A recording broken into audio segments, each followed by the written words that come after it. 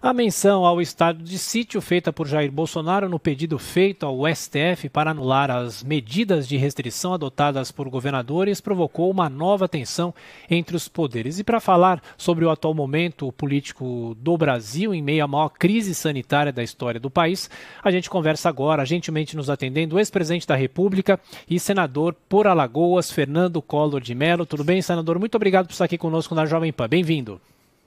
Muito bom dia, muito obrigado a vocês pelo convite. Muito obrigado. Senador, o senhor acha que falta uma unidade nesta coordenação de combate à pandemia no Brasil? Porque há uma guerra entre o governo federal, entre os governadores, os próprios governadores vêm sendo muito questionados por medidas restritivas. De que forma é possível unificar essa discussão no Brasil para se obter mais vacinas e também se combater o avanço do coronavírus no país? Perfeitamente. Inicialmente, o que eu gostaria de dizer é que a solução para essa pandemia, esse momento tremendo, triste, doloroso, pelo qual todos nós estamos passando, é a vacinação. Nós temos que nos concentrar na compra e na aquisição de vacinas. Vacinas, sim, vão resolver os problemas que nós estamos sofrendo com essa pandemia.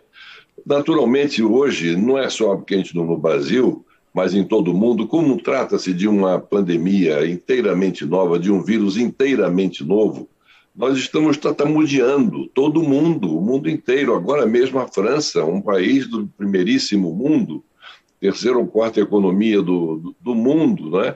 A França agora declarou em Paris um lockdown completo, total, depois de ter experimentado várias vezes lockdowns ao longo desse último ano que nos separa do início da pandemia até os dias de hoje. Outros países também podem ser seguidos como exemplo do que a França vem fazendo.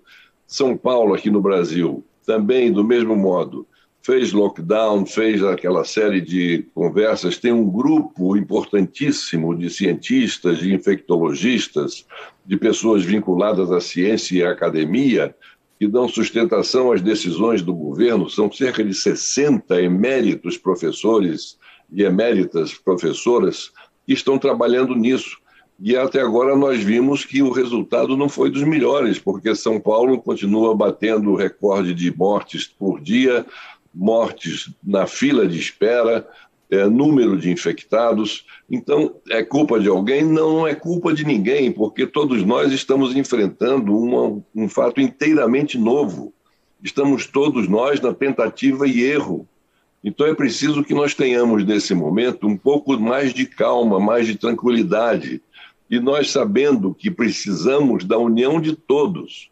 Todos têm que estar unidos, todos têm que estar rezando pela mesma cartilha, a mesma cartilha que leve à solução definitiva dessa questão da pandemia, ou seja, esforços para arrumar, encontrar, comprar, adquirir vacinas suficientes para a vacinação em massa da população brasileira.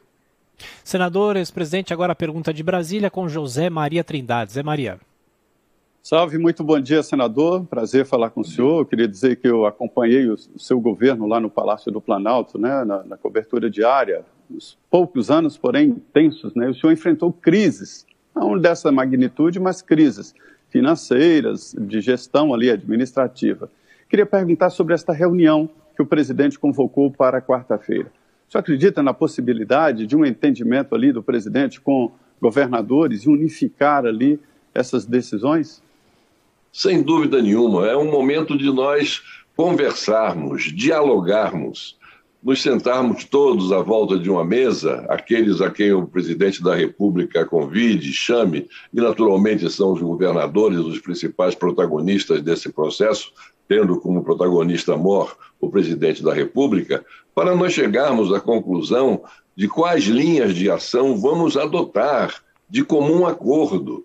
Tem que haver diálogo para buscar o entendimento, buscar consenso, buscar linhas comuns de atuação para que nós enfrentemos unidos, essa pandemia que nos aflige dessa maneira.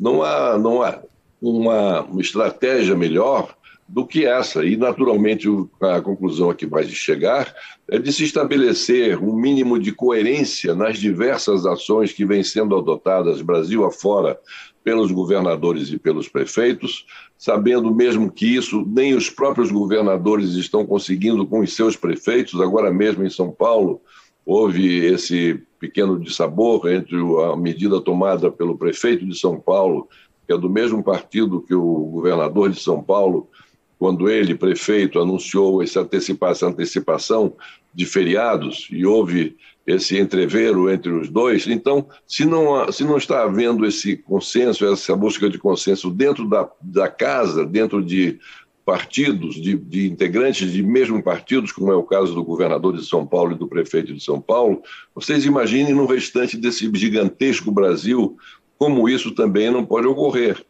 Então, é fundamental que se inicie um amplo diálogo, um diálogo em que se estabeleçam quais são as regras básicas de convivência para que possamos todos nós, sempre tendo em vista que a união é fundamental para que nós saiamos desta crise, porque dessa união teremos a condição de estabelecermos essas compras dessas vacinas, a correta distribuição na medida das necessidades dos estados e municípios e podermos sair rapidamente desse momento de desassossego pelo qual passa o povo brasileiro. Senador Fernando Collor de Mello, agora Joel Pinheiro da Fonseca faz a pergunta ao senhor. Joel. Senador, bom dia. Eu não tenho dúvida que o Brasil inteiro... Bom dia, eu não tenho dúvida de que o Brasil inteiro observa e sabe da necessidade dessa maior união e coordenação entre os diversos entes federativos. Aí, eu queria perguntar para o senhor, por que, na opinião do senhor, não tivemos essa cooperação até agora, até tão tarde, no momento que todos nós acreditamos e torcemos sejam aí os momentos finais da pandemia? Pois é, por motivos vários, né, que, enfim, são tantos e tão variados que a gente até tem dificuldade de enumerá-los, mas, fundamentalmente, isso foi o que faltou até agora. O importante é nós olharmos daqui para frente. Já há esse aceno, já há essa possibilidade desse novo encontro, e é isso, eu acho que, com a sua permissão, eu gostaria de colocar como muito importante. É que essa é uma nova fase, nós estamos iniciando uma nova fase que está indo pelo caminho certo, que é o início de um diálogo produtivo, que se espera produtivo, que se espera consequente, entre o chefe político da nação, entre o presidente da República, o chefe do Estado e chefe de governo brasileiro, com os diversos governantes dos entes federados do Brasil. Então, o que nós precisamos é disso, é de se sentar à mesa, porque conversando é que se entende, conversando é que se estabelecem regras, se estabelecem níveis de atuação nas diversas esferas no plano federativo, para que possamos, juntos, enfrentarmos a questão da pandemia. E volto a frisar, e sempre repetindo, que a saída para a questão da pandemia é a questão da vacinação. Se discute muito da questão do distanciamento social, a questão da falta de leitos, de UTI, a falta de oxigênio aqui e acolá.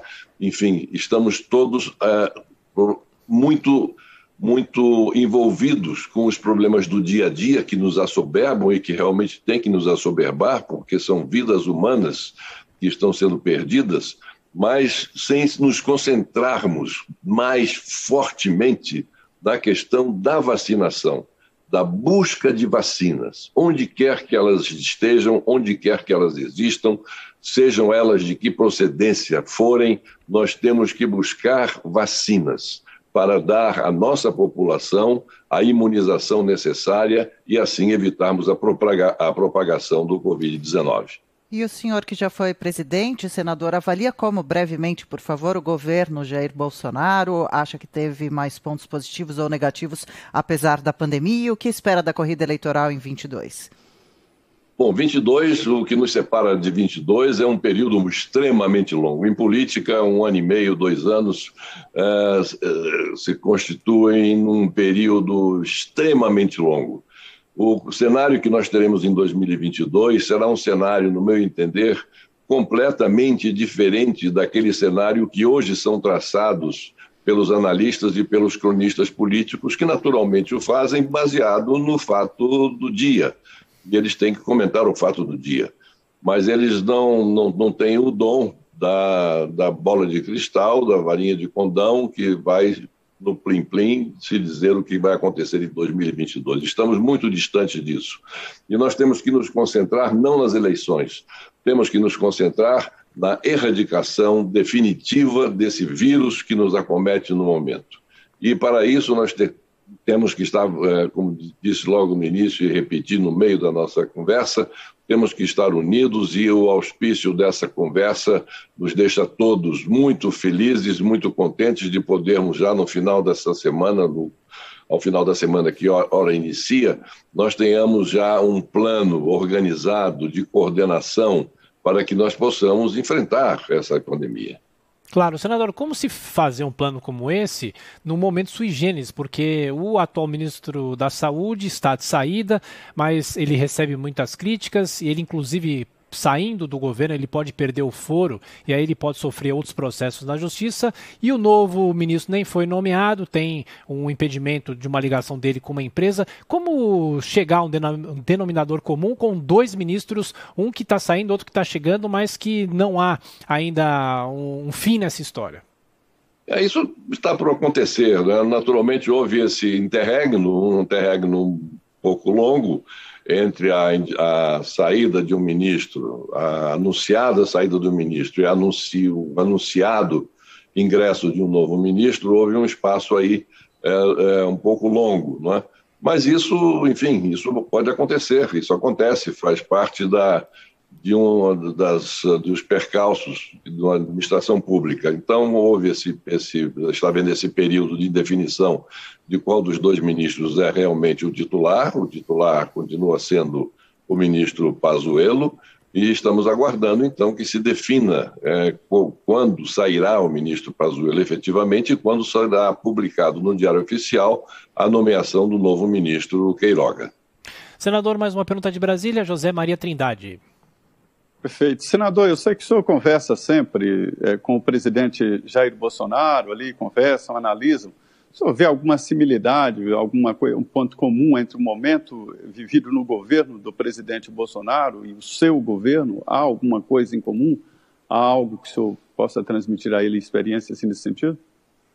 Eu acho que não. Acho que, comparando momentos, não é? Momentos de dificuldade, de crise, os momentos meus de dificuldade de crise foram momentos que estiveram todos eles vinculados à questão política, à falta de sustentação política que me faltava, a falta de sustentação política que eu não tinha no Congresso Nacional. Então, essa falta de sustentação política é que me fragilizou demais. Então, isso fez com que o processo de impeachment, que é um processo eminentemente político, como nós sabemos, corresse celeremente, o que levou ao meu afastamento. No momento não se fala em afastamento do presidente, não se fala em questão de impeachment, se falou há algum tempo atrás, mas inteiramente descabido e desmedido, no meu entender, salvo o melhor juízo, inteiramente descabida essa possibilidade de afastamento do atual presidente, até porque ele está exercendo o seu poder, está exercendo a sua função e, naturalmente, com posições contrárias daqueles que, com ele, não compartilham das mesmas ideias, mas que ele nota-se e vê-se que ele tem realmente uma reta intenção, ele tem a boa intenção de acertar, de fazer o melhor. Ele tem as suas convicções e, naturalmente, todos nós que temos algumas das nossas convicções firmadas, nós gostaríamos e desejaríamos que as nossas convicções prevalecessem. Mas para isso existe o debate, para isso existe o contraponto. E essas nossas convicções, quando colocadas frente a frente com outras convicções de igual força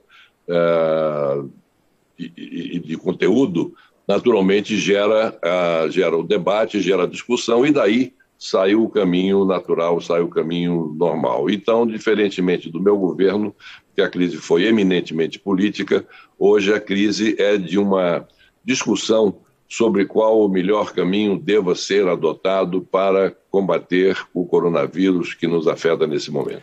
Senador, para fechar aqui a nossa conversa, a gente já falou um pouco sobre a campanha para 2022 e esta volta do ex-presidente Lula ao cenário político por causa de uma decisão do Supremo Tribunal Federal. Como é que o senhor analisa os ataques recentes que a Corte vem recebendo? O senhor acha que isso é ruim? O senhor acha que isso é positivo? Amadurece a democracia? Como é que o senhor acompanha esses ataques recentes ao Supremo?